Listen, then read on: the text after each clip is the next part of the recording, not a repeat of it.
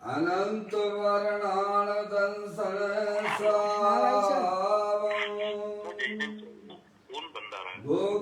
चलो आप इसी पे चल दो, ठीक है, इसी पे चल ले। केवली श्रुत केवली भणितम नम करो अनंत उत्कृष्ट दर्शन ज्ञान में जिन वीर को कहूँ नियम सार सुकेवली श्रुत केवली पर कथित को। श्री नियम सार जी नामक यह परम आध्यात्मिक ग्रंथ स्वाध्याय हेतु यहाँ विराजमान है। आज से 2000 वर्ष पहले इस महान पवित्र ग्रंथ की रचना आचार्य श्री कुंद देव द्वारा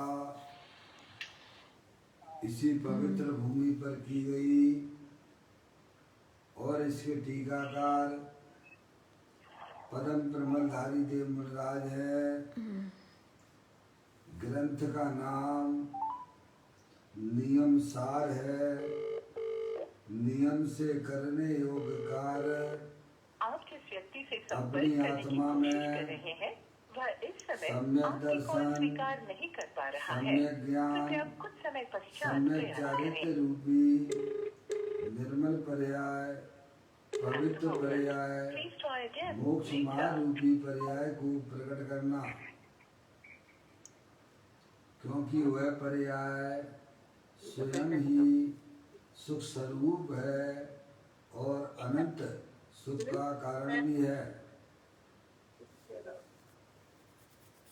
नमस्कार, नया साल कोविड-19 वैक्सीन के अनादिकाल से हमारे आपके आत्मा में पर को अपना जानने वाली, पर को अपना मानने वाली, पर के साथ संबंध रखने वाली ऐसी मोराग देश रूपी अपवित्र रूप पर्याय, मलिन पर्याय प्रकट है, जो स्वयं दुख स्वरूप है और अनंत दुख का कारण भी है।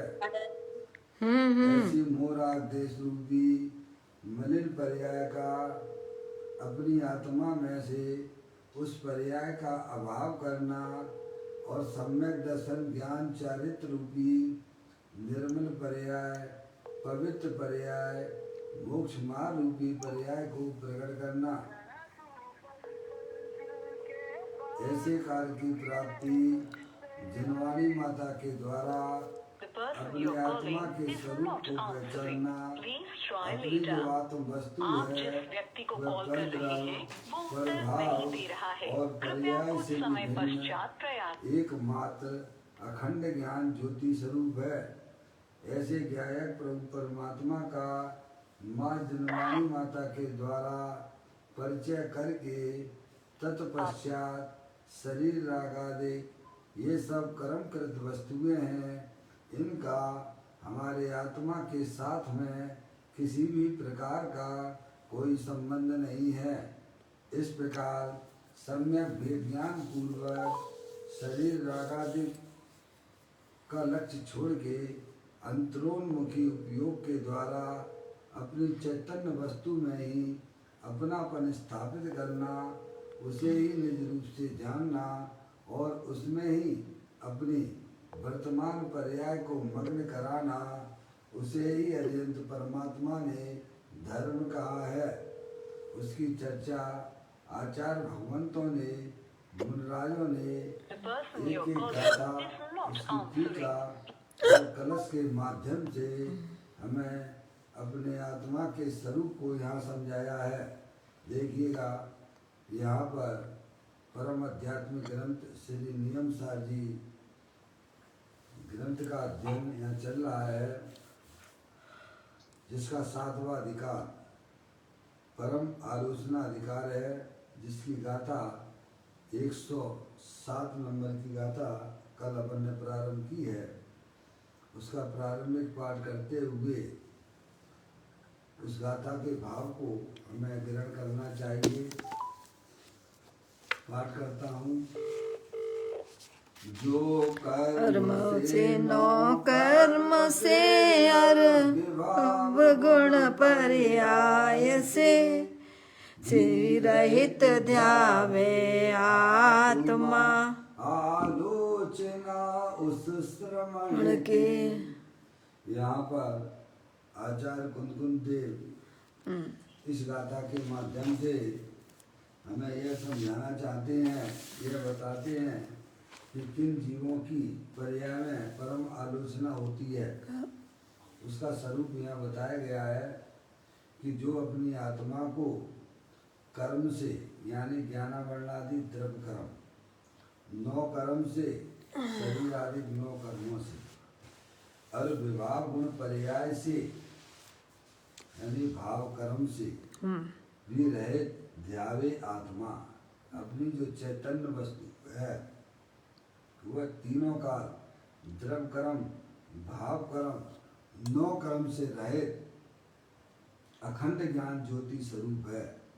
ऐसे ज्ञायक प्रभु परमात्मा में जो अपनापन स्थापित करते हैं, उसे ही निज रूप से जानते हैं कि मैं मनुष्य नहीं हूँ, मैं स्त्री नहीं हूँ, मैं रागी द्वेषी नहीं हूँ, मैं तो एकमात्र अखंड ज्ञान ज्योति स्वरूप हूँ। ऐसे आत्मा की जिन जीवों को प्रतीति होती है और वे अपनी पर्याय को निरंतर अपने ज्ञायक प्रभु परमात्मा में रमण कराते हैं, उन जीवों को ही वास्तव में उनकी पर्याय में परम आलोचना होती है।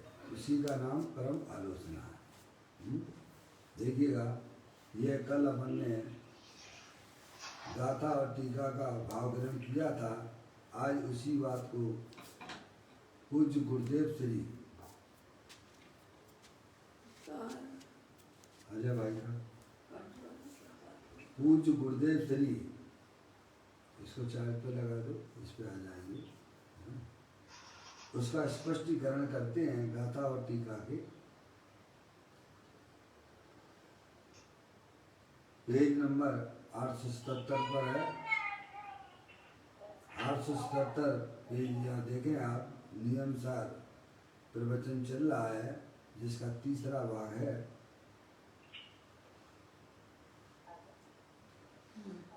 प्रतिक्रमण और प्रत्याख्यान अधिकार पूर्ण होने के बाद अब यहाँ आलोचना अधिकार आरंभ होता है। पूर्व का प्रतिक्रमण, भविष्य का प्रत्याख्यान और वर्तमान की आलोचना होती है। क्या भाई साहब? पूर्व का प्रतिक्रमण है और भविष्य का प्रत्याख्यान और वर्तमान की आलोचना होती है। सर्वप्रथम निश्चय आलोचना का स्वरूप कहते हैं। थोड़ा बच्चे की आवाज आ रही है, म्यूट कर लें। जिनके यहाँ बच्चा जो है अभी आवाज आ रही है वो म्यूट कर लें तो अच्छा है, सभी को डिस्टर्ब हो रहा है।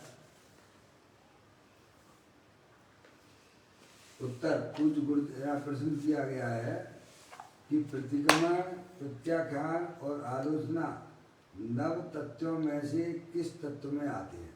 क्या भाई? 9 तत्वों में किस में आते हैं? पापा पापा, ये बच्चे की आवाज कहीं किसी की आ रही है, थोड़ा ध्यान दें भाई।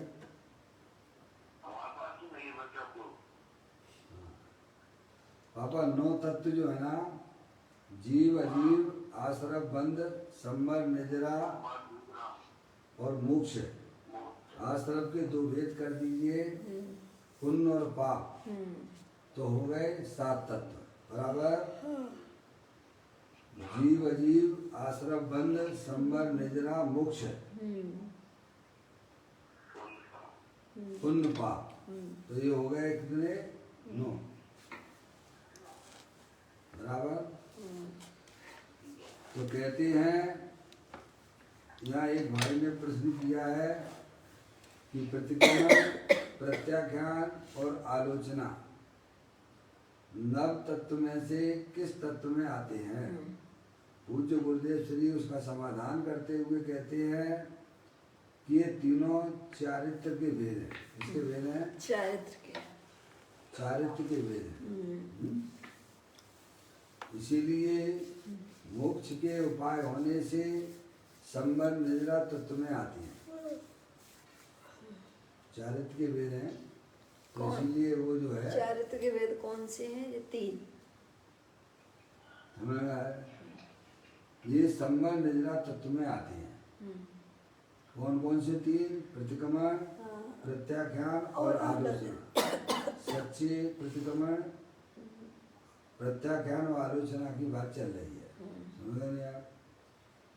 तो ये संबर और निर्जरा में आती है, नहीं आश्रम में नहीं आती है। सच्चा जो प्रतिक्रमण है, प्रत्याख्यान है और आलोचना है, किस में आता है? संबर और निर्जरा तत्व में आती है। तथा जो स्वभाव भाव रूप व्यवहार प्रतिक्रमण आदि हैं वे आश्रव होने से आश्रव तत्व में आते हैं। स्वभाव रूप से है, ठीक है। स्वभाव पाप पाप को पाप प्रतिक्रमण करते हैं, लोग पाठ पढ़ते हैं ना, तो उसमें पाप की निर्वृत्ति और स्वभाव की उत्पत्ति, तो वो किसका वेद है? आश्रव का वेद है, ठीक है। तो है तो वो ये व्यवहार वाले व्यवहार है, व्यवहार से जिन्हें प्रतिक्रमण, प्रत्याख्यान और आलोचना जो कही जाती है पाप से बचने के लिए है, वह तो जो है व्यवहार से स्वभाव होने से वह आश्रव तत्व के अंतर्गत आता है। और निश्चय से प्रतिक्रमण, प्रत्याख्यान, आलोचना वह वास्तव में सम्यक चारित्र का भेद होने से संबर और निर्जरा में आता है। इतनी बात आपको समझ लेना चाहिए। अब देखिएगा, औदारिक, वैक्रिक, आरक, तेजस और कारमान शरीर 9 कर्म है। कल अपन ने पढ़ाई था, तो ये मूल जो लाइन में पढ़ रहा हूँ अभी, ये पदम परिमलधारी देव मुनिराज ने टीका में लिखी है। औदारिक, वैक्रिक, आरक, तेजस और कारमान शरीर 9 कर्म है।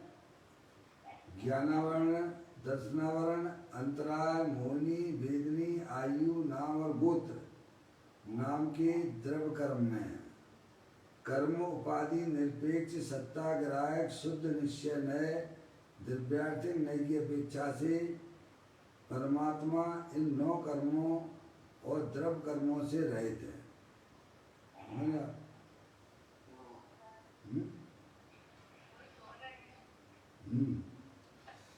भाई जाग जाइए, अब सोने का क्या काम है?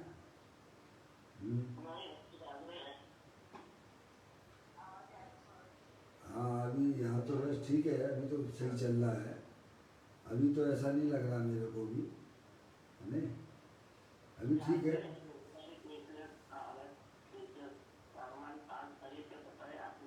जी हाँ, ये सब 9 कर्म है?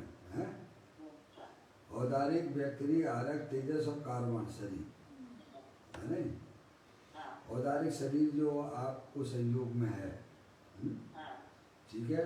वैक्रिक शरीर जो है, औदारिक शरीर त्रियंश गति और मनुष्यों को जो शरीर दिखाई देता है वो औदारिक शरीर है। वैक्रिक शरीर जो है वो नारकी और देव गति के जीवों को होता है, ठीक है। आरक शरीर जो है मुनराज होते हैं, भावलिंगी संत होते हैं। किन्हीं भावलिंगी संतों को कुछ तत्व के बारे में शंका वगैरह होती है, तब उनके कैसा में जो है आरक शरीर की जो है उनके उत्पत्ति होती है शंका समाधान के लिए किन्हीं भावलिंगी संतों को। तेजस शरीर और कारमान शरीर ये सभी जीवों के, संसारी जीवों के साथ में अनादि से है। माने आप जो शरीर में कांति दिखती है ये सब तेजस शरीर की है, तुम्हारे क्रीम पाउडर की नहीं है। शरीर, कर्मों का जो शरीर जो हमारे आत्मा के साथ में है, अनादिकाल से कारवाण शरीर, ठीक है। तो ये हो गए आपके 9 कर्म, ज्ञानावरणी, दर्शनावरणी, अंतराय, मोहिनी, वेदनी, आयु, नाम और गोत्र, ये सब जो है द्रव्य कर्म है, जो अनादिकाल से हमारे आत्मा के साथ में ऐसी प्रकृतियाँ बनी हुई हैं। और फिर कहते हैं कर्म उपाधि निरपेक्ष सत्ता ग्राहक शुद्ध निश्चय नय द्रव्यार्थिक नय की अपेक्षा से परमात्मा इन 9 कर्म और द्रव्य कर्मों से रहते हैं। अपनी जो चैतन्य वस्तु जो कारण परमात्मा है, समझे आप, शुद्ध निश्चय नय से वह जो अखंड ज्ञान ज्योति स्वरूप है, वह द्रव्य कर्म और 9 कर्मों से रहित है। ये पदम परमलधारी देव मुनिराज ने बताया। अपनी जो चैतन्य वस्तु है, जो कारण परमात्मा है, वह द्रव्य कर्म और 9 कर्मों से भिन्न है। ये मूल में लाइन जो है कुछ गुरुदेव श्री ने यहाँ लिखी है, और आचार्य कुंकुम देव ने तो यह बताया ही है गाथा में, जो कर्म से और 9 कर्म से। अभी विवाह गुण पर्याय की चर्चा बाद में करेंगे, यानी तीनों कर्मों से ये भगवान आत्मा तीनों काल भिन्न है। अभी 2 की बात आ रही है कि कर्म से और 9 कर्म से अपनी जो चैतन्य वस्तु है, वह तीनों काल वास्तव में भिन्न है, उसकी बात यहाँ है। भगवान आत्मा तो चैतन्य मूर्ति है, वह पूज्य गुरुदेव श्री इसी बात को खुलासा करते हैं। आचार्य भगवंतों की और पदम परमधारी देव मुनिराज ने जो टीका की है, उसी बात को पूज्य गुरुदेव श्री और स्पष्टीकरण करते हुए हमको बता रहे हैं कि भगवान आत्मा तो चैतन्य मूर्ति है। देखिएगा, ये शरीर है 9 कर्म है, ठीक है। औदारिक शरीर दिख रहा है ना आपको, अंदर में कारवाण शरीर है, कर्मों का एक शरीर है, ठीक है। और जो है द्रव्य कर्म, समझ रहे आप, ये और जो है बहुत सूक्ष्म है, वह जो तेजस्व शरीर, समझ रहे आप, ऐसी अंदर रचना है समझे कर्मों की। हाँ, वो सूक्ष्म है, वे सब पुद्गल परमाणु है, वे जड़ हैं सब, समझ रहे आप। कर्म भी जड़ हैं, और जो है तेजस वर्गणा, तेजस शरीर है ना, तेजस शरीर वह भी जड़ है, और कारवाण जो शरीर वो भी जड़ है। और अंदर जो चेतन सहित वस्तु है, जो जानने देखने वाली है, समझ गया, वह वास्तव में आप और हम है। वह कर्म से और 9 कर्म से अत्यंत भिन्न है। क्या मेल है उसका बताओ? कोई नहीं। जानने देखने वाला पदार्थ और ये शरीर दोनों भिन्न भिन्न जाति के हैं, समझ आप। ये बात आपको समझ में आना चाहिए। इतनी बात इस जीव को समझ में नहीं आई आज तक कि मैं जानने देखने वाला पदार्थ हूँ, चैतन्य वस्तु हूँ, अनंत शक्तियों के भंडार वाला हूँ, अनंत गुणों का गोडाउन हूँ। जितनी शक्तियाँ सिद्ध परमात्मा के पास में है, उतनी की उतनी शक्तियाँ हमारी चैतन्य वस्तु में वर्तमान में विद्यमान है, अरूपी है। और शरीर जो है जड़ है, मूर्तिक है, स्पर्श रस गंध वर्ण वाला है। तो पूज्य गुरुदेव श्री कहते हैं भगवान आत्मा तो चैतन्य मूर्ति है। किस भगवान की बात की जा रही है? मेरी। यह अरिहंत परमात्मा और सिद्ध परमात्मा की बात नहीं की जा रही है। ये प्रत्येक संसारी जीवों के आत्मा की बात की जा रही है। क्या हम समझ में आए? भगवान आत्मा तो चैतन्य मूर्ति है, ऐसा है, जानने देखने वाला पदार्थ है, अरूपी है, वह इंद्रिय ज्ञान के का विषय नहीं है। उसे तो आप जनवाणी माता के द्वारा समझेंगे, अपने ज्ञान की पर्याय में निर्णय करेंगे, तो आपको ये बात समझ में आएगी। ऊपर ऊपर से भी आप समझ सकते हो कि शरीर जो है जड़ है और अंदर जो है अरूपी चैतन्य वस्तु, दो पदार्थ तो आपको स्पष्ट नजर आएंगे। भगवान आत्मा तो चैतन्य मूर्ति है, और कैसे आया वो भगवान आत्मा, तो कह रहे परम अमृत है। कैसा है? परम अमृत। जैसे अमृत को पीने पर व्यक्ति अमरता को प्राप्त हो जाता है, ऐसे ही जो अपने चैतन्य स्वरूपी अमृत का सेवन करते हैं उनकी पर्याय में भी अनंत काल के लिए वे अमर हो जाते हैं, फिर वे अब संसार में नहीं आते हैं। समझ गए? और ये जड़ शरीर तो जो है ये जड़ शरीर है, और अंदर जो रागादिक परिणतियाँ हैं वे विषकुंभ हैं। उनका सेवन करने से, उनकी रुचि अपने हृदय में जागृत रहने से निरंतर आत्मा की पर्याय में भाव मरण होता है। जहर को पीने से क्या होता है? मृत्यु होती है। जहर का सेवन करोगे तो क्या होगा? मृत्यु को हर समय हमारी पर्याय में भाव मरण, ये भाव कर्म कब से करता चला आ रहा है? तो कहते सदियों से करता चला आ रहा है। कभी भी इसने अपने आत्मा के स्वरूप को नहीं जाना कि अपना चैतन्य मूर्ति भगवान आत्मा द्रव कर्म, भाव कर्म, नौ कर्म से रहे, तीनों काल विद्यमान वस्तु है। किसी का किसी में कोई मिलावट नहीं हो रही है। ऐसे भगवान आत्मा को इस जीव ने कभी पहचाना नहीं है, इसीलिए उसकी पर्याय में निरंतर भाव मरण चल रहा है।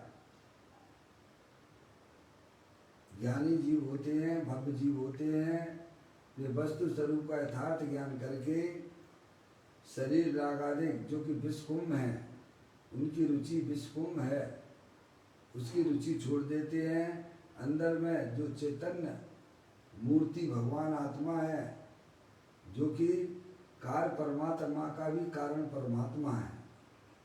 क्या? अरिहंत भगवान और सिद्ध भगवान कार्य परमात्मा है। उन्होंने उस कारण परमात्मा का सेवन करके पर्याय में कार्य परमात्मा और कार्य परमात्मा हुए, उसकी बात यहाँ चल रही है। तो कहते हैं वह चैतन्य मूर्ति भगवान आत्मा जो कि अमृत का कुंड है, परम अमृत है, और शरीर आदि जड़ मृतक कलेवर है। क्या है? मृतक कलेवर है। समझ नहीं आप एक मिनट के लिए थोड़ा सोचिएगा कि अपने आत्मा में अपना ये शरीर जो संयोग में मिला है, उसमें से अगर आत्मा है निकल जाता है, तब उस समय शरीर की स्थिति कैसी होगी? एक सेकंड के लिए भी अगर निकल गया, एक मिनट, तो इसमें कोई परिवर्तन आपको दिखाई देगा क्या? भले ज़्यादा समय के बाद तो जो है आपको खुद ही दिखने लग जाएगा, जीर्ण शीर्ण होने लग जाता है। समझ में कि नहीं आप? ऐसे ही का ऐसा दिखाई देगा। हम तो देखते हैं कभी मूर्तियों ये रहती है ना कपड़े की दुकान पे, जो उसे कपड़े अपने पहना देते हैं। कभी कभी ऐसा लगता है कि कोई इंसान खड़ा हुआ है। समझ नहीं आप? तो वे चेतन है कि जड़े में? उन पर जड़ ही है। समझ नहीं आप? ऐसे ही भले ही आत्मा का संयोग इसके साथ में अनादि से है।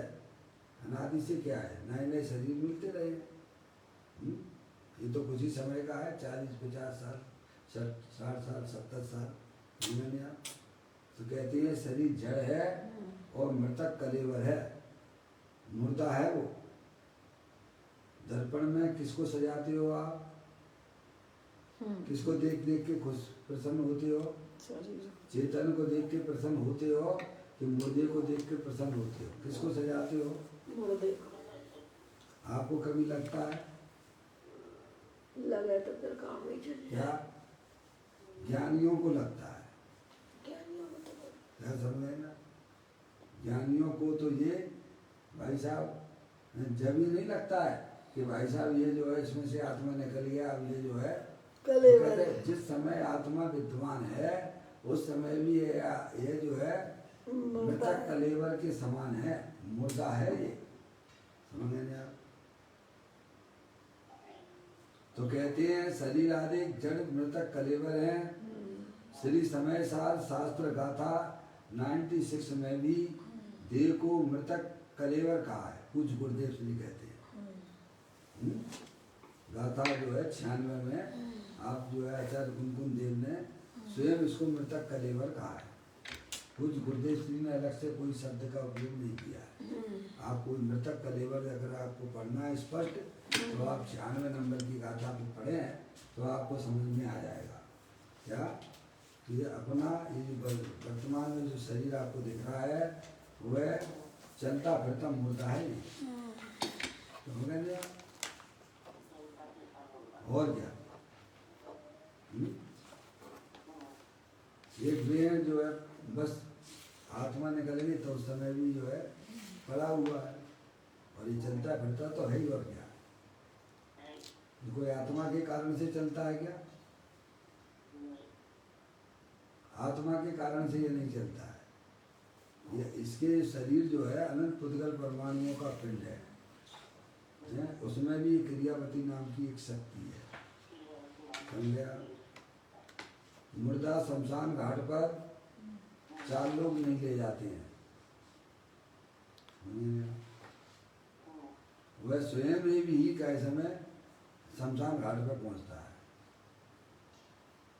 वह एक द्रव दूसरे द्रव को स्पर्श नहीं करता है। इस शरीर में भी अनंत पुद्गल परमाणु हैं। एक परमाणु दूसरे परमाणु को स्पर्श नहीं करता है। क्योंकि हमारे पास में आगम का ज्ञान नहीं है, निर्णय नहीं है, इसीलिए हमें ऐसा लगता है कि शरीर की क्रिया मैं करता हूँ।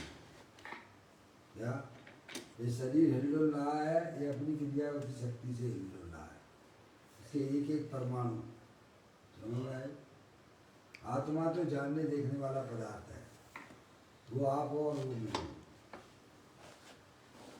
कहते हैं इसका प्रमाण गुरुदेव श्री ने दिया कि मृतक कलेवर हमने जो शब्द कहा है वह आप समय सार जी की गाथा 96 में भी आप इसे देख सकते हो। आचार्य कुमकुम देव ने भी देह को मृतक कलेवर कहा है। धर्मी जीव कहते हैं कि मैं 5 प्रकार के शरीरों एवं 8 प्रकार के कर्मों से रहित चिदानंद परमात्मा हूँ। कौन कहता है? धर्मी जीव, जिन्होंने अपने आत्मा को जाना है, उसमें अपनापन स्थापित किया है, वही जीव धर्मी है। धर्मी जीव किसे कहना?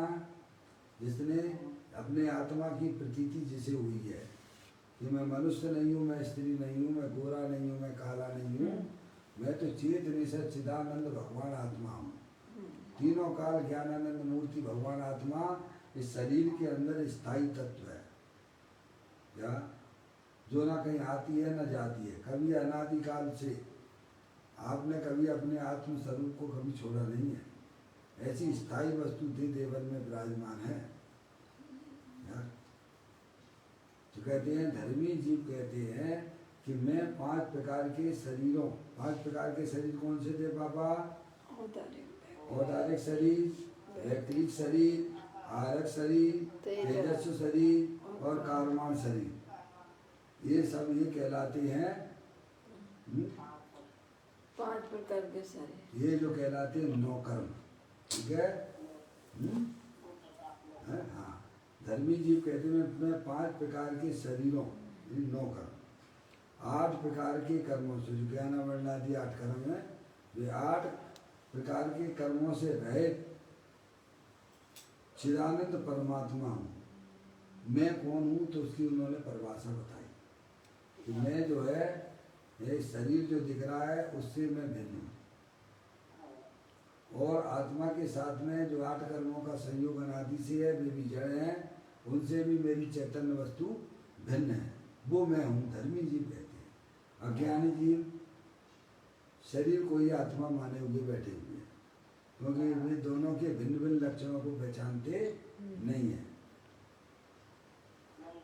ऐसे भान पूर्वक जो उस परमात्मा के ध्यान में लीन होता है उसे यथार्थ आलोचना होती है।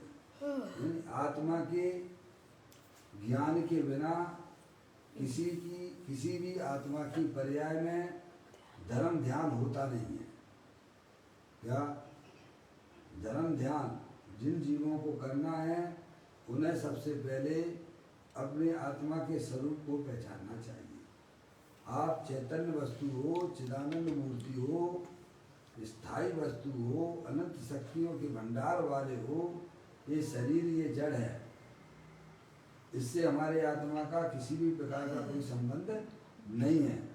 ऐसे आत्मा के भान बिना, ज्ञान बिना किसी भी जीव को उनकी पर्याय में आलोचना होती नहीं है। समझ गया? चाहे बाहर में या कैसा भी धर्म का चोला पहने हुए हो, बाहर में वह धर्मलिंगी मुनि भी क्यों ना हो, लेकिन अपने आत्मा का भान जिसे नहीं है, जो शरीर को अपना जान रहा है, मान रहा है, उसकी पर्याय में, उसकी आत्मा में कभी भी आलोचना नहीं हो सकती है। समझ में आया? गृहस्थ में रहने वाला जीव है, वह अपनी आत्मा को जानता है कि मैं शरीर नहीं हूँ, मैं तो चेतनेश्वर भगवान आत्मा हूँ, स्थायी तत्व हूँ।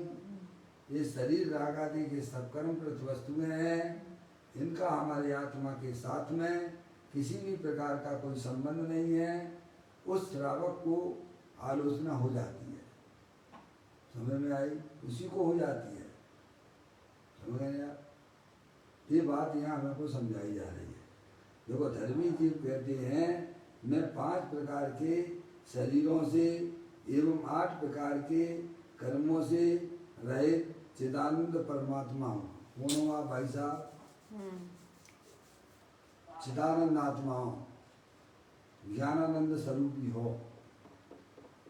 ऐसा अंतर्मुखी उपयोग के द्वारा जो अपनी चैतन्य वस्तु को स्वीकार करता है, वो जीव की पर्याय में आगे कहते ऐसे भान पूर्वक, आया गया ना, ऐसे भान पूर्वक यानी अपने आत्मा की प्रतीति पूर्वक जो परमात्मा के ध्यान में लीन होता है, तो मैंने जो कारण परमात्मा रूप से वस्तु है उसमें अपनी पर्याय को स्थिर कराता है, उसे यथार्थ आलोचना होती है। वास्तविक आलोचना की बात चल रही है सदकाल में, उसका नाम ही परम आलोचना है।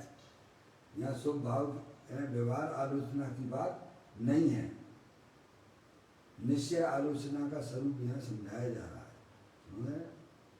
आश्रम रूपी आलोचना जो व्यवहार आलोचना है उसकी बात नहीं है। समझ आई?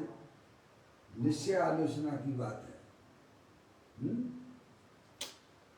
तो अब देखिए आगे, आलोचना संवर का भेद है, क्योंकि शिष्य ने प्रश्न पूछा था ना, भाई ने एक प्रश्न पूछा था कि प्रतिक्रमण, प्रत्याख्यान और आलोचना ये नव तत्वों में से किस तत्व में आते हैं, उसकी चर्चा यहाँ चल रही है। ठीक है?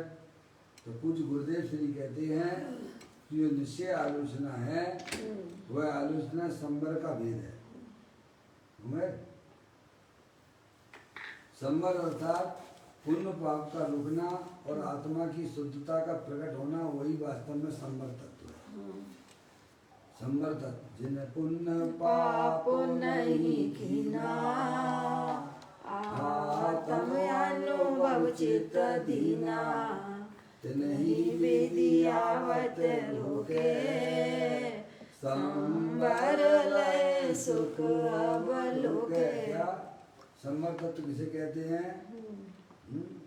जिन्होंने अपनी आत्मा की पर्याय में पुण्य पाप भावों की रुचि छोड़ दी है, अंदर में चेतनेश्वर भगवान आत्मा जो कि चिदानंद स्वरूप है, शाश्वत है, जो न कभी उत्पन्न होता है न कभी नाश को प्राप्त होता है, ऐसी चैतन्य वस्तु की जिन्हें प्रतीति हुई है भाई साहब। और वहाँ क्या है, पुण्य पाप जो है, पुण्य पाप के परिणामों का उस समय रुक जाना हो जाता है और वीतराग दशा की प्राप्ति होती है। अपनी चैतन्य जो वस्तु है तीनों काल वीतराग स्वरूप है। पुण्य पाप के परिणाम सब राग हैं, वैरमुखी तत्व हैं। आप पूजा में भी पढ़ते हो, शुभ अशुभ की ज्वाला से झुलसाए मेरा अंतस्तर। समझ गए आप? निरंतर पुण्य पाप के परिणामों की रुचि हमारे हृदय में, हमारे ज्ञान की पर्याय में चल रही है, वही हमारे लिए अहितकारी परिणाम है। पुण्य पाप के परिणाम होना अलग बात है और उनकी रुचि होना एक अलग बात है। पुण्य पाप के परिणाम तो ज्ञानियों को भी उनकी भूमिका के अनुसार होते हैं। जब तक उनकी पर्याय में पूर्ण वीतराग दशा अयंत्र दशा नहीं होती है, तब तक साधक जीव की पर्याय में भी उनकी भूमिका के अनुसार पाप के परिणाम भी होते हैं और पुण्य के परिणाम भी होते हैं। पर अंदर में जिन्हें कसायों की रुचि है, वे जीव जो हैं कई समय मृतक कलेवर के समान है। समझ में आया? जिनके हृदय में, जिनके ज्ञान की पर्याय में अपने चिदानंद परमात्मा की रुचि है, वे भाई साहब अमरता का सेवन करते हैं। उनकी पर्याय में अतीन्द्रिय आनंद की प्राप्ति होती है। वीतराग स्वरूप का सेवन करना, देखो आपको उस भजन के अंदर में भी ये बात आती है, परिणति सब जीव की तीन भांत वर्णी, एक पुण्य एक पाप एक राग हरणी। समझ गए आप? देखो परिणाम के बिना तो कोई जीव रहता नहीं है, वस्तु स्वरूप है। परिणाम के बिना कोई भी पदार्थ नहीं रहता है। कल भी कहा था, उत्पाद व ध्रुव उत्तम सत, सत वस्तु होती है वह उत्पाद व सहित होती है। आप चेतनेश्वर भगवान आत्मा है, आपके परिणाम कैसे हैं? या तो पाप रूप परिणाम होंगे, या पुण्य रूप परिणाम होंगे, या फिर वीतराग रूप परिणाम होंगे। इनके अलावा पहचानिए, परिणामों को पहचानिए। पाप रूप परिणाम संक्लेश परिणाम, पुण्य रूप परिणाम भगवान की पूजा के, भक्ति के, दया के, दान के हैं। समझ यार, 28 मूल गुण पालने के भाव जो ये क्या है? पुण्य का परिणाम है, शुभ भाव है। और वीतराग रूप परिणाम परिणति सब जीव की तीन भांत वर्णी, एक पुण्य एक पाप और एक राग हरणी। वीतराग रूप परिणति, अतीन्द्रिय आनंद रूप परिणति, वो तो अपने ज्ञायक प्रभु परमात्मा के आश्रय से ही होती है। समझ गए आप? मोक्ष मार्ग प्रकाशक में भी प्रारंभ में ये बात आई है कि परिणाम तीन प्रकार के होते हैं। एक संक्लेश रूप परिणाम, एक विशुद्ध परिणाम, और एक जो है वीतराग रूप परिणाम। हमें में स्वाध्याय करना चाहिए, देखना चाहिए। अपनी आत्मा में जो हिंसा के, झूठ के, चोरी के, कुशील के, परिग्रह के परिणाम होते हैं, वे सब पाप रूप परिणाम है, संक्लेश रूप परिणाम है। और दया दान पूजा भक्ति आदि के वे शुभ परिणाम है। और वीतराग रूपी परिणाम आज तक हमारी आत्मा की पर्याय में कभी प्रकट नहीं हुआ है, क्योंकि हम अपनी आत्मा को ही नहीं जानते। प्रकट कहाँ से होगा? आत्मा को जाने बिना किसी की भी पर्याय में वीतराग रूप परिणामों की उत्पत्ति नहीं होती है। वीतराग रूपी परिणाम का मतलब यह है अतीन्द्रिय आनंद की प्राप्ति। वीतराग जिसमें राग यानी दुख का किंचित मात्र भी नाम नहीं है। समझ? आनंद रूप परिणाम वह तो आनंद स्वरूपी भगवान आत्मा का सेवन करने से, उसमें अपनापन स्थापित करने से ही उत्पन्न होती है। ऐसा परिणाम कभी भी हमारी आत्मा की पर्याय में नहीं हुआ है। अगर हो जाता तो आप पंचम काल में जन्म नहीं लेती। यहाँ पर जितने भी हैं सब मिथ्या दृष्टि पैदा होती है, शरीर को अपना मानने वाले ही पैदा हुए हैं। समझ में आई? वे यहाँ आकर हरिहंत परमात्मा की वाणी को सुनते हैं, वीतराग रूपी परिणाम प्रकट कर लेते हैं। समझ गए नहीं आप? कोई जरूरी थोड़ा है कि व्यक्ति गरीब के यहाँ पैदा रहा है तो गरीब होकर ही मरेगा। क्यों? ऐसा है क्या? गरीबी में पैदा होना एक अलग बात है, गरीब बन के मरना पड़े ये कोई जरूरी है क्या पापा? भले ही मिथ्या दृष्टि की पैदा होता है, जरूरी है कि मिथ्या तो लेकर ही मरे। अगर वह सत्य वस्तु स्वरूप का ज्ञान कर ले माँ दिलवाणी माता के माध्यम से, तो भाई साहब समय दर्शन प्रकट हो जाता है, उसको समृद्धि पर्याय प्रकट हो जाती है। पुण्य पाप जो है कैसे पुण्य पाप के परिणाम वहाँ पर रुक जाते हैं। तो ये बात यहाँ समझाई जा रही है कि आलोचना संवर का भेद है। संवर अर्थात क्या है? संवर, भाव संवर की बात है, समझ रहे? कर्मों का संवर होता है उसकी बात नहीं। हाँ, नव तत्वों में की बात चल रही है, समझ गए? नव तत्वों में संवर तत्व आया है ना। तो कहते हैं पुण्य पाप का रुकना। किसका रुकना? पुण्य पाप रूपी परिणामों का रुकना, आत्मा की शुद्धता का प्रकट होना, वही वास्तव में संभव है। अब वो कैसे होगा भाई साहब? बैर मुक्ता से होगा कि अंतर मुक्ता से होगा? पुण्य पाप के परिणाम पर्याय में है अवश्य, और कैसे रुकेंगे भाई साहब? उपयोग तो एक समय एक ही काम करेगा। पुण्य पाप की जिन्हें रुचि है बैरमुख में, अब इनका उपयोग वहाँ काम करता है। जैसे अपने आत्मा की रुचि है वो उपयोग कैसा अंतर्मुखी उपयोग होकर अपने ज्ञायक प्रभु परमात्मा का अवलंबन लेता है, तो जो शक्तियाँ द्रव्य के अंदर हैं उनकी पर्याय में अभिव्यक्ति हो जाती है। उसे ज्ञानी जीव सम्य दर्शन सम्य ज्ञान कहते हैं। समझ गए आप? तो सारा प्रोसेस जो है मोक्ष मार्ग का सब अंतर्मुखी उपयोग के द्वारा है। यह बात हमें बहुत अच्छी तरह से समझ लेना चाहिए। जिन जीवों को अपनी आत्मा में अतीन्द्रिय आनंद की प्राप्ति करनी है, सुख की प्राप्ति करनी है, शांति की प्राप्ति करनी है, उन्हें वस्तु स्वरूप को पहचान कर शरीर राग आदि का लक्ष्य छोड़ के अंदर में जो अखंड ज्ञान ज्योति स्वरूप भगवान आत्मा है, अमृत का कुंड है, उसका जो जीव सेवन करते हैं उनकी पर्याय में पुण्य पाप जो दुखरूप पर्याय हैं वे भाई साहब कुछ समय के लिए तो रुक जाती है, फिर वह आत्मा को अंदर ही अंदर एक चाल मिल जाती है पर्याय को। क्या मिल जाती है? हाँ, ऐसी चाल कभी मिली नहीं है, तो इसी का नाम धर्म है। एक बार इस लाइन पर आ जाए ना, तो नियम से केवल ज्ञान और सिद्ध पर्याय को प्राप्त कर लेता है।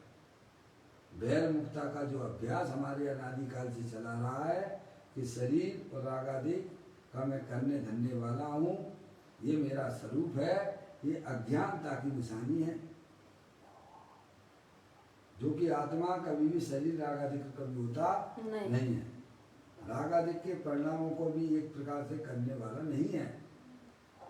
अगर आप अपने आप को कर्ता मानते हो तो एक बार थोड़ा विचार कीजिए कि पूर्व में जितने भी राग आदि परिणाम हुए हैं उनको अभी आप वर्तमान में करके बताइए। आप अहंकार बहुत करते हैं हम, मैं परद्रव्य का करने वाला हूँ, ये तुम्हारा अहंकार नरक और निगोद में ले जाने वाला है, क्योंकि तुम करने धरने वाले नहीं हो, तुम तो चैतन्य वस्तु हो, जानने देखने वाले पदार्थ हो। समझ गया? ऐसा सच्चा ज्ञान आज तक जीव की पर्याय में नहीं हुआ। और टेंशन किस बात का है पापा? इसी बात का पापा, जो अपनी चीज टेंशन किस बात का है आपको? नहीं बताओ हैं? आवाज कम आ रही है, टेंशन है, बोलो। बिल्कुल चुपचाप रहो, शांति से अपनी पर्याय को अपने ज्ञायक को परमात्मा की तरफ ले जाओ। हैं? हमें टेंशन यही कि सुनाई नहीं दे रहा है, ये भी एक टेंशन है। पप्पू भैया, कौन ने कही तुम बाहर निकलो घर से? हैं पप्पू भैया? भगवान तो कहते नहीं, भगवान तो ये कहते तुम तो अपनी आत्मा में रहो बस, सीधे डायरेक्ट। पप्पू भैया घर से बाहर निकले तो भाई साहब कोरोना भी होगा, हैं? क्यों? अब अपने घर में रहिए, हैं भाई साहब, यही तो कह रही सरकार भी क्या कहती है। अगर आपको संक्रमित नहीं होना है तो अपने घर में रहिए। ऐसे ही पर्याय में दुखी नहीं होना है तो ज्ञानी कहते हैं कि अपने स्वभाव को पहचानिए और भाई साहब टेंशन मुक्त हो जाएगी आप। पुण्य पाप के परिणाम सब टेंशन वाले हैं। सुनने का परिणाम भी एक प्रकार से टेंशन है, पर होता है क्या कहा पप्पू भैया, भूमिका अनुसार पाप के परिणाम भी होते हैं तो पुण्य के परिणाम भी होते हैं। जब तक आत्मा अपने आत्मा में स्थिर नहीं रह पाता है तब तक ये पुण्य के परिणाम तो चलते हैं। ये बात तो समझो पहले। पापा आप चुपचाप शांति से बैठ सकते हो कि नहीं बैठ सकते हो?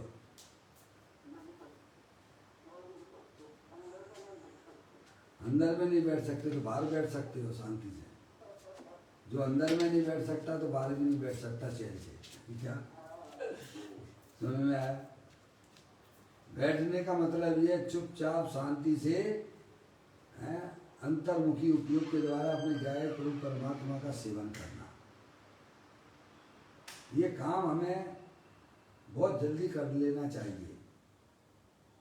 या आत्मा तो हो ही, आत्मा ही रहोगे।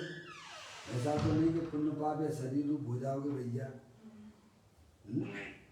हाँ बात वेद ज्ञान के अंदर में ज्योति जलाइए और अपने गाय प्रभु परमात्मा का सेवन कीजिएगा, जो कि अमृत का कुंड है, ज्ञानानंद मूर्ति स्वरूप है भाई साहब। तो कहते हैं आलोचना संवर का भेद है। संवर अर्थात पुण्य पाप का रुकना। आप भगवान की प्रक्षाल करते हो उस समय आप पाठ बोलते हो, शुभ भावों से प्रभु करता हूँ आपका स्वभाव से प्रतिमा का अभिषेक।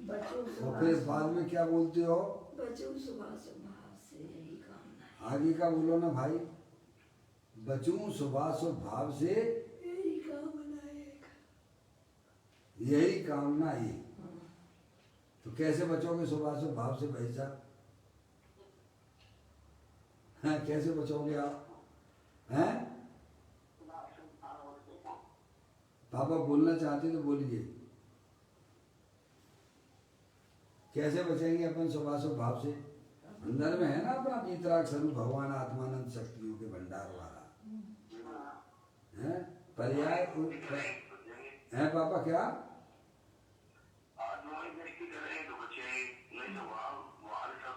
अच्छा हम कितने पैसा लगेंगे आत्मा की दृष्टि करने में आपसे और बता दो। आत्मा की दृष्टि करेंगे तो बचेंगे। तो दृष्टि करने में क्या तकलीफ है? है? तो फिर करते क्यों नहीं हो? अरे मौसी मजा आता है। फिर क्या तकलीफ किस बात को? काय बात की तकलीफ है भैया? द्रव्य आपके पास में है कि नहीं है पहले बताओ। कैसा द्रव्य है? जैसा सिद्ध भगवान के पास में पैसा है? वे सिद्ध भगवान अनंत सुखी है कि दुखी है? सुखी है। काय के बल पे सुखी है? पापा 10, 15, 20 मिनट आराम से शांति से विचार करना। जिन पंच परमेष्ठियों को हम जो है पूजा करते हैं, भक्ति करते हैं, वे सुखी हैं कि दुखी हैं? सुखी हैं। तो काय के बल पे सुखी हैं भाई साहब? हम काय से सुखी होना चाहते हैं पापा? है अपना तो अपना है ही, जो पुण्य की वजह से मिला, पर दूसरे का भी हड़पने की नीयत हमारी पड़ी हुई है। क्या अपना तो अपना है ही, पर दूसरे की भी हड़पने की बुद्धि हमारी पड़ी हुई है। इसीलिए वह दुखी है, नीयत खराब है। तो पापा जिसकी नीयत खराब होती है, जिसकी नीयत में ही खोट है, तो उसकी बरकत होगी क्या? बताइए। अनादिकाल से हमारी नियति खराब चल रही है? जैन दर्शन इतना बढ़िया है, इतना सुंदर है क्या? जिसकी नियत खराब है, हाँ यही है। देखो तो आप, हैं जो मिला है बात तो ढंग से खा नहीं पा रहा है, दूसरे के बारे में सोचने में लगा हुआ है, दूसरे के बारे की तरफ सोचता रहता है कि इनका माल कैसे हड़पे। तो ये हड़पने का परिणाम जो है पाप परिणाम है कि पुण्य परिणाम है? तो कौन से हैं?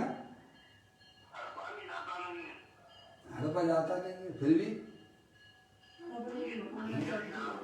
हम देखते हैं। देखो सिगरेट है, दारू है, भांग है, ये सब नशा कारक वस्तुएं हैं, पर पता नहीं क्यों सिगरेट पीते हैं, हमें यही समझ में नहीं आता। वह सिगरेट आपके शरीर को भी गंदा करती है, टीबी के रोगी हो जाओगे, दारू पी के ये हो जाओगे, फिर भी लोग उसका सेवन करते हैं। अब इसकी क्या किया जाए?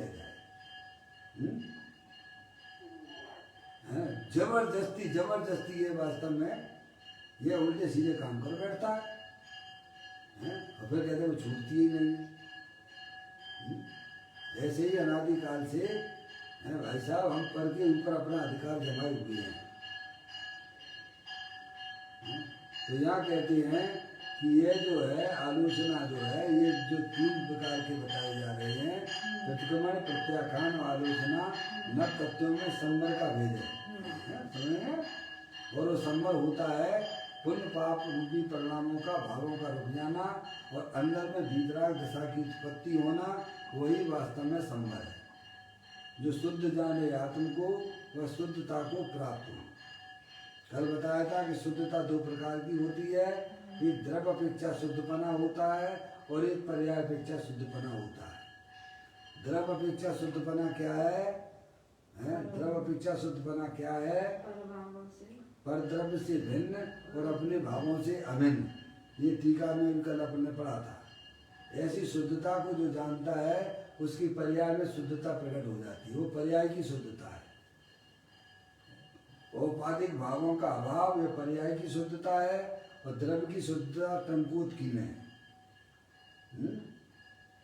जो ऐसी शुद्धता को जानता है, यानी अपने भगवान आत्मा की प्रतीति जिसकी ज्ञान की पर्याय में चल रही है, उसकी पर्याय में भाई साहब शुद्धता प्रकट होती है, भीतराग दशा प्रकट होती है, उसे ही ज्ञानी संवर तत्व कहते हैं। ये अनादिकाल से हमारी पर्याय में आज तक नहीं हुआ है। समझे? आत्मा को जाने बिना किसी भी की आत्मा में भी कई समय वह संवर की उत्पत्ति नहीं होती है, समय दर्शन समय ज्ञान की उत्पत्ति नहीं होती है। जब तक हमारी आत्मा की पर्याय में भाई साहब संवर की उत्पत्ति नहीं होती है, तब तक समझ लेना चाहिए नियम से कि हमारा संसार चक्र चालू है। आपको किसी भगवान से पूछने की जाने की जरूरत नहीं है, भगवान ने तो स्वयं ग्रंथों के अंदर उनकी वाणी लिखी हुई है।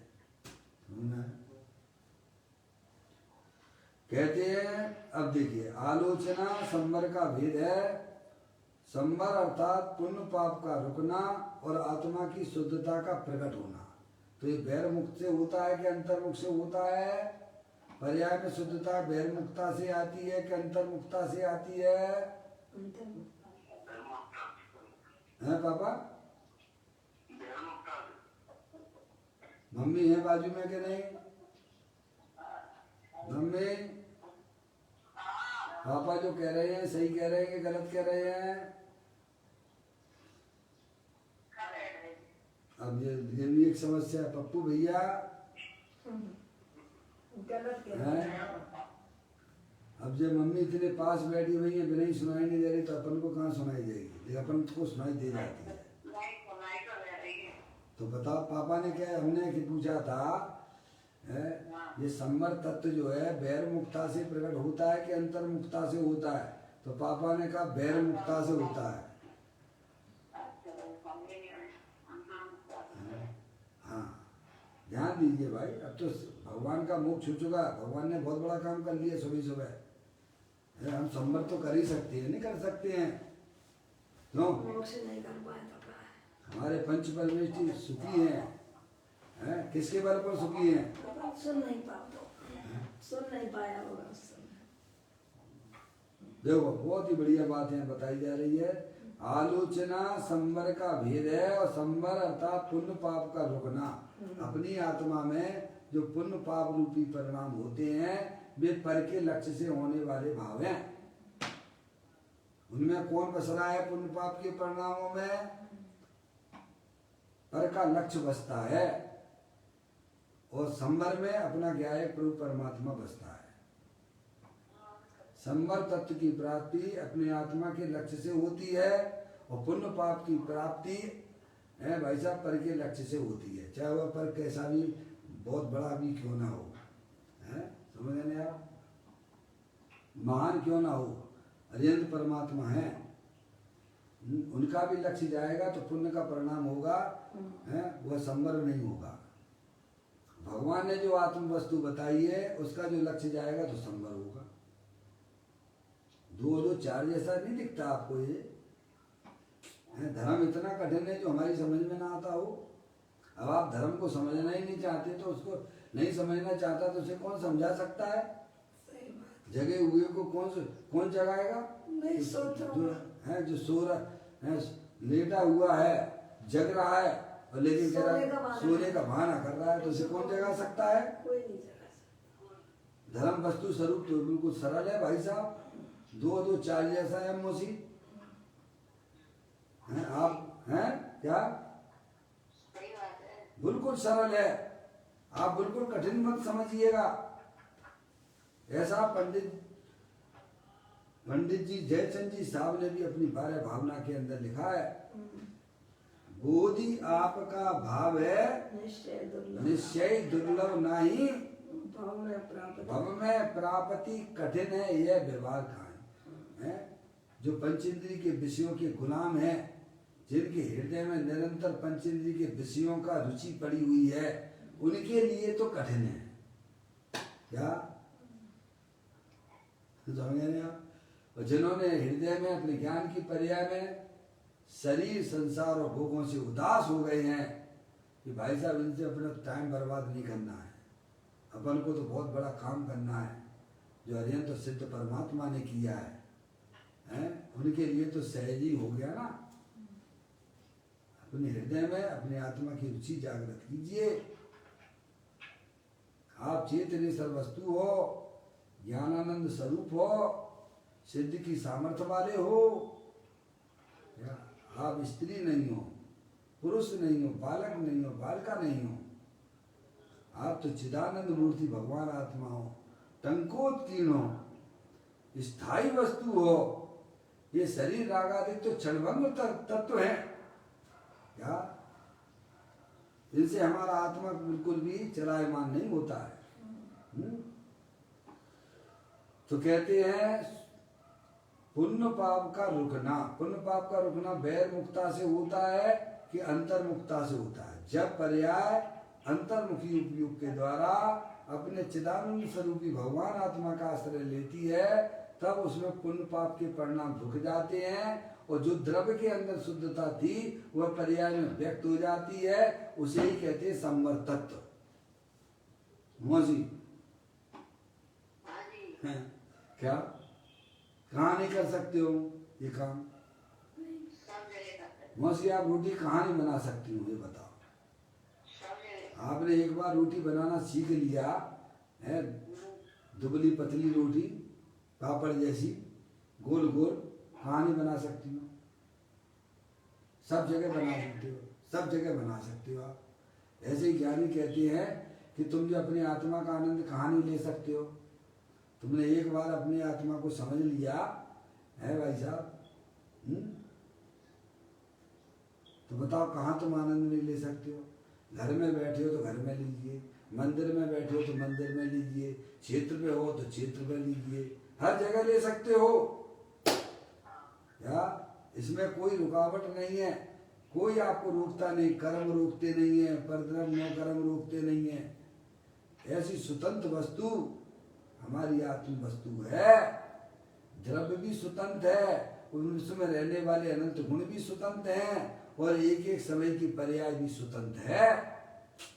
क्या क्या नहीं तो हर जगह अपने चैतन्य स्वरूप भगवान आत्मा का भाई साहब आनंद लिया करते हैं। थोड़े बहुत पुण्य पाप के परिणाम रह गए हैं, वे जानते हैं ये मेरी खुद की कमजोरी है, मैं अपने आत्म स्वरूप में स्थिर नहीं रह पा रहा हूँ। वे अपनी कमजोरी को भी स्वीकार करते हैं, उसे दोष मानते हैं उस कमजोरी को। कहते हैं आलोचना संवर का भेद है। संवर अर्थात पुण्य पाप का रुकना।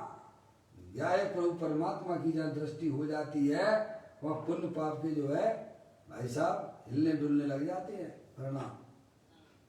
इतनी ताकत है। पुण्य पाप का रुकना और आत्मा की शुद्धता का प्रकट होना, ये सब अंतर्मुखी उपयोग के द्वारा ही पॉसिबल है। अब कहते हैं सर्वप्रथम विकार रहित आत्मा को जानना चाहिए। हमारा आपका सबका कर्तव्य क्या है? सबसे पहले सर्वप्रथम लिखा है किस आत्मा को जानना नहीं, अपने आप को पहचानना। हम अपनी पहचान कैसे कराते हैं?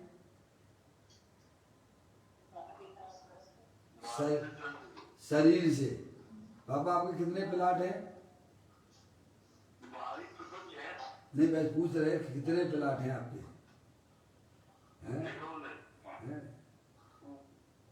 ज्ञानी कहते हैं कि भाई साहब शरीर भी तुम्हारा नहीं है तो बाहर के प्लाट तुम्हारे कहाँ से हो गए?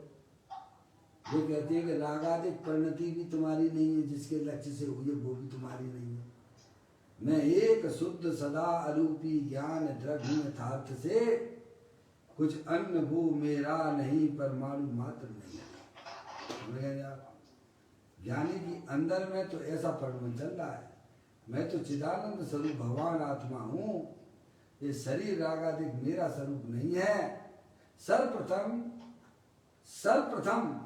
विकार रहित आत्मा को जानना चाहिए। अपनी आत्मा की पर्याय में जो भी मोराग देश के परिणाम होते हैं उस समय भी हमारा भगवान आत्मा उनसे अत्यंत भिन्न है। ये काम करना चाहिए। क्या अब इसमें अपन बुद्धि नहीं लगाते, अपना ज्ञान नहीं लगाते हैं, निर्णय नहीं करते हैं। जब तक आप निर्णय नहीं करोगे तब तक भाई साहब आपकी पर्याय में सुख शांति प्राप्त नहीं हो सकती है। आत्मा तो सुख स्वरूप है ही, अतीन्द्रिय आनंद स्वरूप है, लेकिन उसका लाभ कब मिलेगा आपको? कब लाभ मिलेगा? जब आप अपने आत्मा के स्वरूप को पहचानोगे। ये रागादिक परिणतियां ये सब हमारे आत्मा से बाहर बाहर हैं, ऊपर ही ऊपर हैं, ये आत्मा के अंदर प्रवेश नहीं कर रही हैं। जैसे कपड़े के ऊपर गंदगी आ जाती है, क्या वह गंदगी कपड़े रूप परिणमन कर रही है? आप बताइए।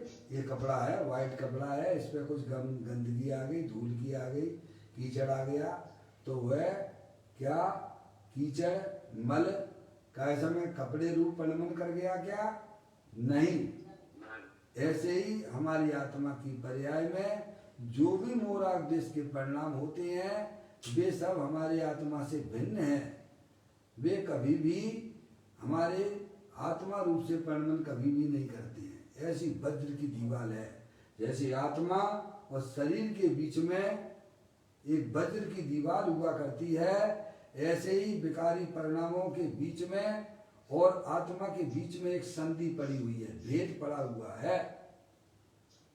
ज्ञानी का उपयोग वहां पर गया, कहाँ खाया?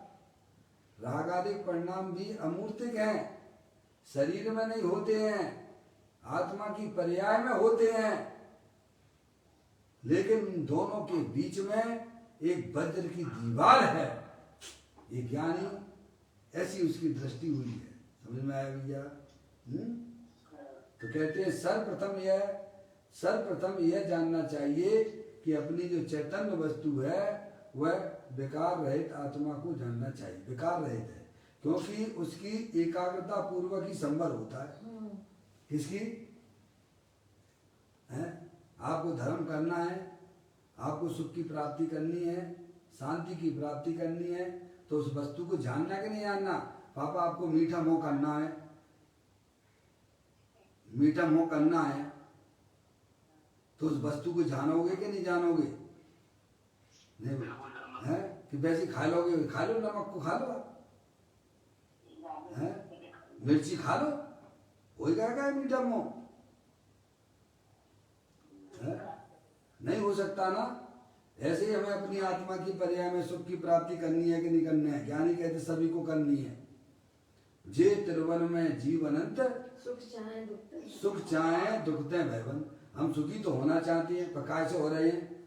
क्या कर रहे हो कि भैया खूब इकट्ठा कर रहे, पैसा इकट्ठा करने में लगे हुए, दूसरे को प्रसन्न करने में लगे हुए हो जाओगे सुखी है? लेकिन अपने चैतन्य स्वरूपी जो भगवान आत्मा है, जो कि ज्ञान आनंद रूपी है, सुख शांत रस से लवालवे ज्ञान सागर आत्मा, बेभ्रम की चादर हटा सर्वांग पर घट आत्मा। हे बाबू जन इस लोक के सब एक साथ नहाइए, इसे ही अपनाइए, इसमें ही मग्न हो जाइए। हर आत्मा सुखी होना चाहता है, लेकिन सुख स्वरूपी भगवान आत्मा को नहीं जानेगा तो कभी भी उसकी पर्याय में सुख शांति प्रकट नहीं हो सकती है। ये हमें यहाँ समझाया जा रहा है। क्या कहते हैं? सर्वप्रथम विकार रहित आत्मा को जानना चाहिए, क्योंकि उसकी एकाग्रता पूर्वक ही संभव होता है। उसके आश्रय से ही तो होगा ना। औदारिक आदि 5 शरीर जड़ हैं, और मैं इन जड़ शरीरों से भिन्न हूं। देह की पर्याय देह के कारण होती है। किसके कारण होती है? ये हलन चलन शरीर का हो रहा है तो इसको आत्मा चलाता है कि नहीं चलाता है? पापा चलाता है। मम्मी है बाजू में? नहीं चलाता। जब आप पूजा करते हो तो पूजा में तो आप यही बोलते हो, जड़ चेतन की परिणति प्रभु अपने अपने में होती है। अपने अपने में होती है। यहाँ कहते कि आत्मा जड़ शरीर को चलाता है, हिलाता है, डुलाता है। भ्रांति चल रही है। यही तो हमारी अज्ञानता है। क्या नहीं हिलता ना? तो यही तो समझा रहे हैं कि मुर्दा जो है, देखिए अब शक्तियों को, उसकी शक्तियों को भी पहचानना पड़ेगा। हम यही तो नहीं जानते हैं ना। एक क्रियावती नाम की शक्ति है। 6 द्रव्यों में, कितने द्रव्यों में? 2 द्रव्यों में है। पापा अच्छी बात है, प्रसन्न करना जरूरी है, उसका समाधान भी होगा। जो प्रसन्न ही नहीं करते हैं उनका क्या समाधान होगा? आपने कहा कि जो है भाई साहब मुर्दा की चलता फिरता है, मुर्दा जड़ है के चेतन है? कौन सा द्रव्य है? मुर्दा है। हाँ जड़ है, पुद्गल है। भगवान ने कितने द्रव्य बताए पापा? कितने द्रव्य बताए हैं? कितनी वस्तु बताई है? अब यही है पापा। आप तो सब छोड़ छाड़ के इधर ही आ जाओ, छोड़ो सब बेकार में टाइम पास कर रहे हो हैं? जब तक मान आएंगे तब तक वही में लगे रहेंगे, मानेंगे नहीं। अपना पक्षदार बहुत है पापा आपके। क्या कह रहे हैं? हाँ कचू कचू हमारी गलती है। नहीं जी कह रहे हैं कुछ कुछ। अरे हम सब सुन रहे हैं भाई साहब, हमें सब सुनाई दे रहा है। तो बढ़िया सा एक मोबाइल और ले लो ना पापा, जिसमें आवाज सुंदर आती हो। 6 द्रव्य होते हैं। चलो समय हो रहा है पापा, पूरा करते हैं बात को। 6 द्रव्य है नहीं? भगवान ने 6 द्रव्य बताए। जीव द्रव्य, पुद्गल द्रव्य, धर्म द्रव्य, अधर्म द्रव्य, आकाश द्रव्य और काल द्रव्य। समझ गए आप? जय का फोन आ रहा, थोड़ा उठा लेना। समझ गए आप? तो ये 6 द्रव्यों में भगवान ने कहा है क्रियावती शक्ति 2 द्रव्यों में, एक जीव द्रव्य, एक पुद्गल द्रव्य में। क्रियावती शक्ति के 2 काम है पापा। क्षेत्र से चेतांतर होना, एक स्थान से दूसरे स्थान पे जाना, ये स्वयं की क्रियावती शक्ति से होता है। कितने द्रव्यों में क्रियावती शक्ति बताई? जीव द्रव्य और पुद्गल द्रव्य में। ठीक है? वो क्रियावती शक्ति के 2 काम है। क्षेत्र से चेतांतर होना, एक स्थान से दूसरे स्थान जाना, ये एक क्रियावती शक्ति का ही काम है। और अपने में रह के अपना परिणमन करना, स्थिर रह के परिणमन करना, यह भी क्रियावती शक्ति का काम है। तो मुर्दा जो है उस समय स्थिर है, चलता फिरता नहीं है, तो वह पुद्गल की जो है अनंत पुद्गल परमाणुओं की वह स्थिर रूप क्रियावती शक्ति का काम हो रहा है। और मुर्दा जो शमशान घाट पे जा रहा है वह अपनी क्रियावती शक्ति से आता है, उसे चार लोग ले जाते नहीं है। अब ये बातें जानना जरूरी है कि नहीं हमारे लिए? हैं? अब बताओ, इसमें तो अपन समय दे नहीं रहे हैं, एक नहीं सुनते हरिहर भगवान की बातें। वो सुनना नहीं है जिसमें कैसा में है, ऊपर से नहीं सुनना, अंदर से सुनना है। ऐसे ही आत्मा जो मंदिर अभी यहाँ पर है, मंदिर जाएगा तो वो अपनी क्रियावती शक्ति से जाता है, यहाँ पर स्थिर है तो अपनी क्रियावती शक्ति से स्थिर है।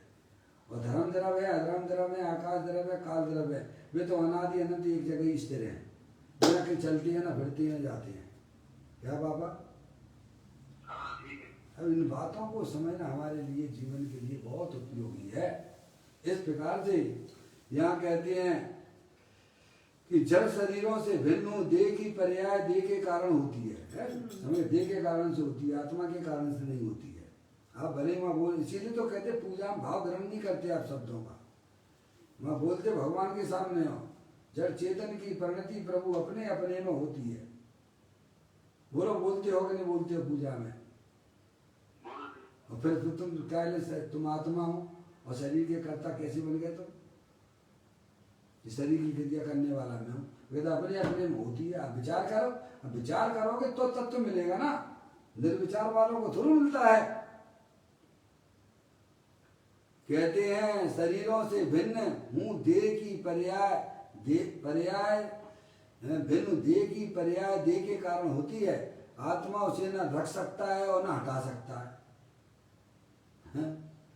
इस प्रकार निर्णय किए बिना, देखो पापा निर्णय शब्द आया ना, भगवान ने कहा है हम अपने ज्ञान की पर्याय में निर्णय करके देख लो। तो निर्णय किए बिना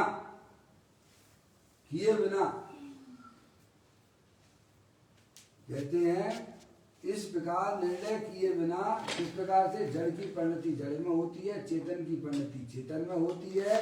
इस प्रकार का निर्णय किए बिना देह की रुचि छूटकर आत्मा की रुचि नहीं होती है। अब निर्णय नहीं करोगे तो कैसे हो जाएगी? सही बात है। निर्णय किए बिना आत्मा की रुचि नहीं होती है, और इसके बिना कभी सम्मर दशा प्रकट नहीं होती है। कभी भी आत्मा की पर्याय में सुख शांति रूपी पर्याय की प्राप्ति नहीं होती है। इस प्रकार से समय अपना हो गया है, कल इसके आगे चर्चा को बढ़ाएंगे। निज निधि निज में बताई, ये अनंत अनंत उपकार है, उसके लिए जिन वाणी माँ को वंदना सतवार है, वंदना सतवार है। 9वां नमोकार मंत्र।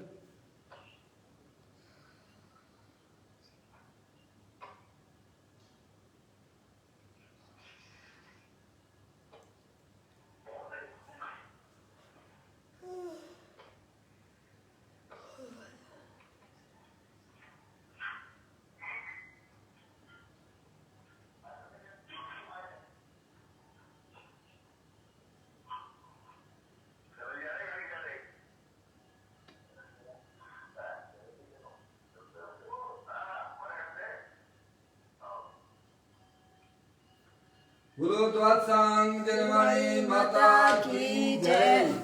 महान जय।